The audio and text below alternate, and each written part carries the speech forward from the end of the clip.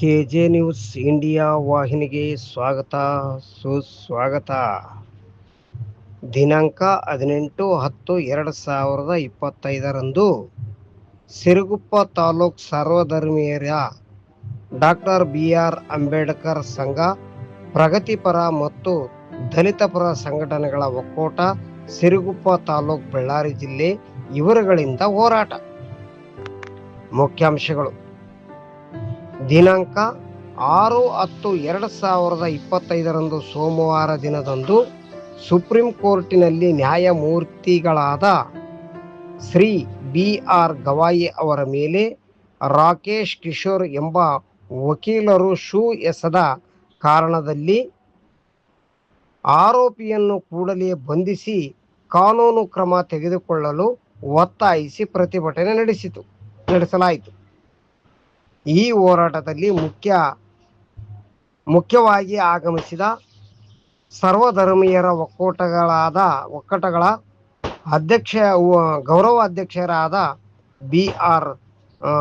BM Satish, ಅಧ್ಯಕ್ಷರಾದ ಕೊಡ್ಲಿ ಮಲ್ಲಿಕಾರ್ಜುನ, ಉಪಾಧ್ಯಕ್ಷರಾದ ಯೋಗಾನಂದ, ಪ್ರಧಾನ ಕಾರ್ಯದರ್ಶಿಗಳಾದ ದರ್ಗಪ್ಪ, ಖಜಾನ್ಸಿಯಾದ ನಂದೇಶ ಹಾಗೂ ಇನ್ನೂ ಹಲವಾರು ಸಂಘದ ಮುಖಂಡರುಗಳು ಸೇರಿಕೊಂಡು ಈ ಒಂದು ಹೋರಾಟವನ್ನು ಯಶಸ್ವಿಗೊಳಿಸುವುದರಲ್ಲದೆ, ಇದೇ ಸಂದರ್ಭದಲ್ಲಿ ಕೆಲವೊಬ್ಬ ಸಂಘಟನೆಯ ಮುಖ್ಯ ಅತಿಥಿಗಳಾಗಿ ಆಗಮಿಸಿರತಕ್ಕಂಥ ಕೆಲವೊಬ್ಬರು ಇದೇ ಕಿಶೋರ್ ಮಾಡಿರುವ ಘನ ಕಾರ್ಯದ ಬಗ್ಗೆ ಮತ್ತು ಈ ದೇಶವನ್ನು ತಲೆ ತಗ್ಗಿಸುವ ಹಾಗೆ ಮಾಡಿದ ವಕೀಲರನ್ನು ವಿರೋಧಿಸಿ ಯಾವ ರೀತಿಯಾದಂಥ ಹೇಳಿಕೆಗಳನ್ನು ಕೊಟ್ಟಿದ್ದಾರೆ ಮತ್ತು ಯಾವ ರೀತಿಯಾದಂತಹ ಅವರ ಮೇಲೆ ಕ್ರಮ ಜರುಗಿಸಬೇಕು ಎಂಬುದನ್ನು ಸಂಪೂರ್ಣ ವಿವರಣೆಯನ್ನು ಈ ನಮ್ಮ ಚಾನಲ್ ಮೂಲಕ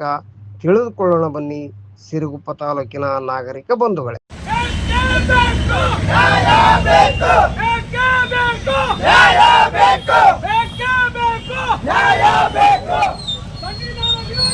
ಜನ ಇದ್ದಾರೆ, ಎಲ್ರಿಗೂ ಸ್ವಾಗತ ಕೋರ್ತಾ ಇದ್ದೀನಿ. ಈ ಸರ್ವಧರ್ಮ ಒಂದು ನಾವು ಸಂಸ್ಥೆಯನ್ನು ಹುಟ್ಟಾಕಿದಾಗ ಭಾಳ ಸಂತೋಷ ಆಗ್ತದೆ ನನಗೆ. ಎಲ್ಲ ಜಯಂತಿಗಳಲ್ಲಿಗೂ ಎಲ್ಲ ಒಂದು ಹೋರಾಟದಲ್ಲಿ ಎಲ್ಲರೂ ಸಕ್ರಿಯವಾಗಿ ಭಾಗವಹಿಸ್ತಾ ಇದ್ದಾರೆ. ಇದು ನಮ್ಮ ತಾಲೂಕಿನ ಒಂದು ಒಳ್ಳೆಯ ಸಂತೋಷದ ಸುದ್ದಿ ಅಂತ ಅನಿಸ್ತಾ ಇದೆ. ಅದೇ ರೀತಿಯಾಗಿ ಈ ಒಂದು ಒಬ್ಬ ಜಡ್ಜ್ ಮೇಲೆ ಶೂ ಎಸೆದ ಬಗ್ಗೆ ನಾವು ಇವತ್ತು ಹೋರಾಟವನ್ನು ಹಮ್ಮಿಕೊಂಡಿದ್ವಿ. ತಾವೆಲ್ಲ ಬೆಂಬಲ ಸೂಚಿಸಿದ್ದೀರಿ.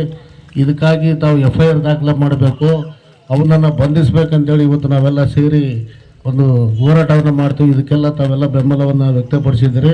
ತಮಗೆಲ್ಲ ಸ್ವಾಗತ ಕೋರಿ ಇದೇ ರೀತಿ ಎಲ್ಲ ಸಂಘಟನೆ ಮುಖಾಂತರ ನಾವೆಲ್ಲ ಹೋರಾಟ ಮಾಡೋಣ, ಸತ್ಯಕ್ಕೆ ಜಯ ಸಿಗಲಿ ಅಂತೇಳಿ ತಮಗೆಲ್ಲ ವಂದಿಸಿ ನಾನು ಎರಡು ಮಾತು ಮುಗಿಸ್ತೇನೆ. ಜೈ ಹಿಂದ್, ಜೈ ಕರ್ನಾಟಕ.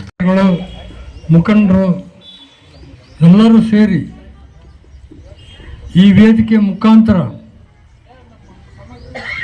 ಈ ದೇಶದಲ್ಲಿ ನಡೆಲಾರ್ದಂಥ ಒಂದು ಜಾರಿಗೆ ತರುವಂಥ ಒಬ್ಬ ಸುಪ್ರೀಂ ಕೋರ್ಟ್ ಜಡ್ಜ್ ಇವರಿಗೆ ಅಂದರೆ BR ಗವಾಯಿ ಸಾಹೇಬರಿಗೆ ಒಬ್ಬ ಮೂರ್ಖ ಸೀನಿಯರ್ ವಕೀಲರಾಗಿ ಒಂದು ಉನ್ನತ ಜಾತಿಯಲ್ಲಿ ಜನಿಸಿ ತಮ್ಮ ಒಂದು ಏನು ಮನುವಾದಿಯ ಮನಸ್ಸಿನಿಂದ ಯಾವತ್ತು ಕೆಳ ಹಂತದ ಸಮಾಜದವರು ಒಂದು ಉನ್ನತ ಸ್ಥಾನಕ್ಕೇರಿದಾಗ, ಒಂದು ಗೌರವಾನ್ವಿತ ವ್ಯಕ್ತಿಗಳಾದಾಗ ಸಹಿಸಲಾರದಂಥ ಕೆಟ್ಟ ಮನಸ್ಸುಳ್ಳಂಥ ಏನು ರಾಕೇಶ್ ಕಿಶೋರ್ ಅನ್ನೋಂಥ ವಕೀಲರಿಗೆ ಧಿಕ್ಕಾರ ಹೇಳ್ತಾ ಇಂಥ ಪ್ರಕರಣವನ್ನು ಆಗಾಗ ನಡೀತಾ ಇರ್ತವೆ.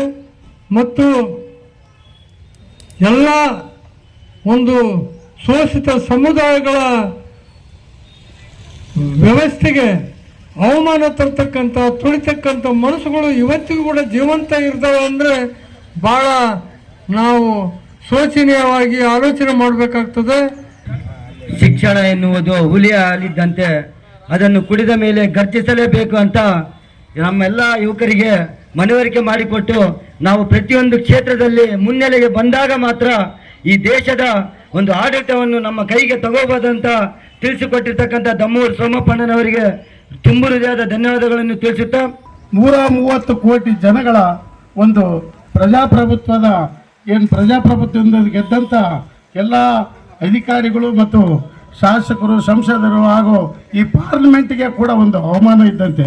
ಯಾಕಂದರೆ ಈ ಒಂದು ಶಾಸಕಾಂಗ, ಕಾರ್ಯಾಂಗ, ನ್ಯಾಯಾಂಗ ಈ ದೇಶದಲ್ಲಿ ಏನು ನಡಿಬೇಕಾಗಿತ್ತು ಮತ್ತು ಶಾಸಕಾಂಗದಲ್ಲಿ ಏನಾದರೂ ಶಾಸನಗಳನ್ನು ರೂಪಿಸಿ ಕಾರ್ಯಾಂಗದಲ್ಲಿ ಕಾರ್ಯವನ್ನು ತರ್ತಕ್ಕಂಥ ಕೆಲಸವನ್ನು ಶಾಸಕಾಂಗ, ಕಾರ್ಯಾಂಗ ಮಾಡಿದರೆ ಈ ನ್ಯಾಯಾಂಗ ವ್ಯವಸ್ಥೆ ಏನಿದೆ ಇವೆರಡನ್ನೂ ಕೂಡ ಇದರಲ್ಲಿ ಏನಾದರೂ ಲೋಪದೋಷಗಳಾದರೆ ಅದನ್ನು ಖಂಡಿಸುವಂಥ ಹಕ್ಕು ಹಾಗೂ ಈ ದೇಶದ ಅತ್ಯುನ್ನತ ಏನು ಸ್ಥಾನ ಐತೆ ಅದೇ ಕಟ್ಟ ಕಡೆ ನ್ಯಾಯ. ಆ ನ್ಯಾಯ ಕೊಡ್ತಕ್ಕಂಥ ಒಬ್ಬ ಶ್ರೇಷ್ಠ ಉಚ್ಚ ನ್ಯಾಯಾಲಯದ ನ್ಯಾಯಾಧೀಶರಿಗೂ ಕೂಡ ಒಂದು ಅವಮಾನ ಮಾಡತಕ್ಕಂಥ ಈ ಮನುವಾದಿ ಸಂಸ್ಕೃತಿ ಏನಿದೆ, ಸನಾತನ ಧರ್ಮಗಳು ಇವತ್ತಿಗೂ ಕೂಡ ಈ ದೇಶದಲ್ಲಿ ತಮ್ಮದೇ ಆದಂಥ ಛಾಪುಗಳನ್ನು ಮೂಡಿಸ್ತದೆ. ಯಾಕಂದರೆ ಮನುವ್ಯಾಸ ಇದೇ ರೀತಿ ನಡೆಯುತ್ತೆ.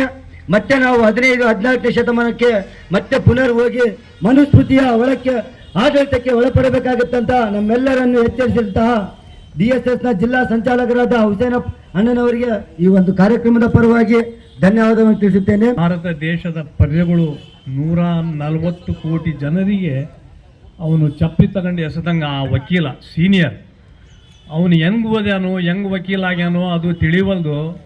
ಇವತ್ತು ನಮಗೆ ಸಂವಿಧಾನ ಕೊಟ್ಟಂಥ ಅಂಬೇಡ್ಕರ್ ಸಾಹೇಬರಿಗೂ ಅವಮಾನ, ಇಡೀ 140 ಕೋಟಿ ಜನಸಂಖ್ಯೆಗೂ ಅವಮಾನ.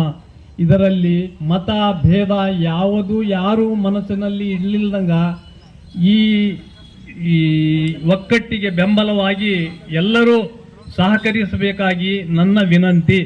ನನ್ನ ಭಾಷಣದಲ್ಲಿ ಏನಾದರೂ ತಪ್ಪು ತಡೆ ಇದ್ದರೆ ತಾವೆಲ್ಲರೂ ಕ್ಷಮಿಸಬೇಕೆಂದು ನಾನು ಕೇಳಿಕೊಳ್ಳುತ್ತೇನೆ. ಎಲ್ಲರಿಗೂ ನನ್ನ ವತಿಯಿಂದ ವಂದನೆಗಳು.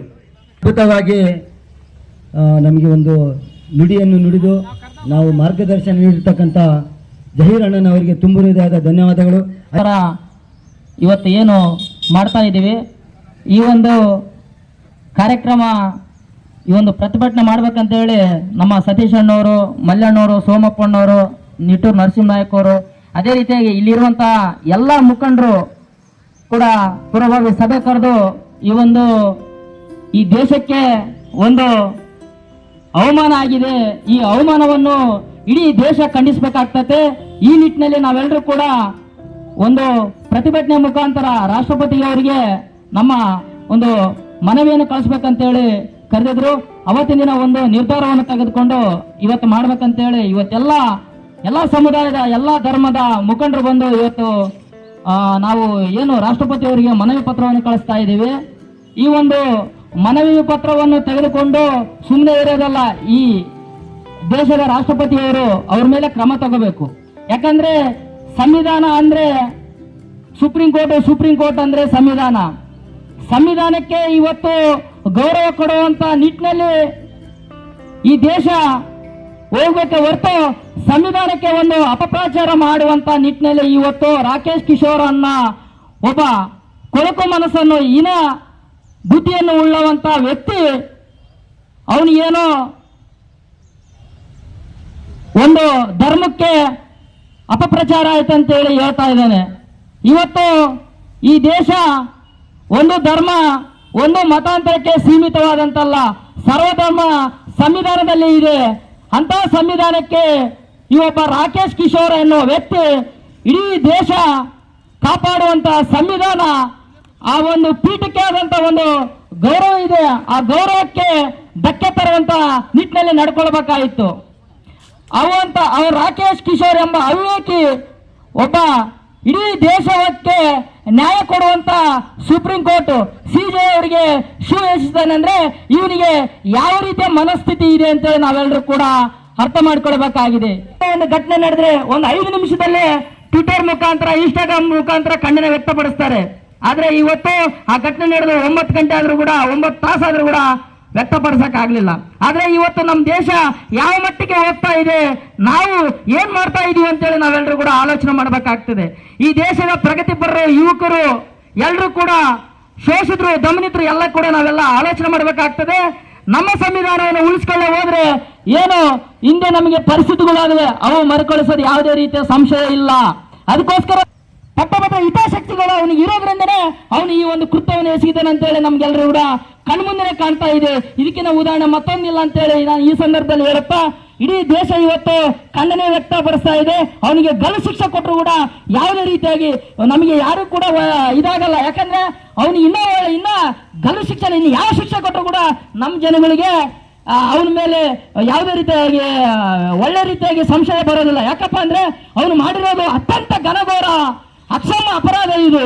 ಅದಕ್ಕೋಸ್ಕರ ಇವತ್ತು ಈ ದೇಶದ ಏನು ಗೃಹ ಮಂತ್ರಿಯವರು, ಅದೇ ರೀತಿಯಾಗಿ ದೇಶದ ಪ್ರಧಾನಮಂತ್ರಿ ನರೇಂದ್ರ ಮೋದಿ ಅವರು ಇದ್ರ ಬಗ್ಗೆ ಅವರು ಆಕ್ಷನ್ ತಗೋಬೇಕು.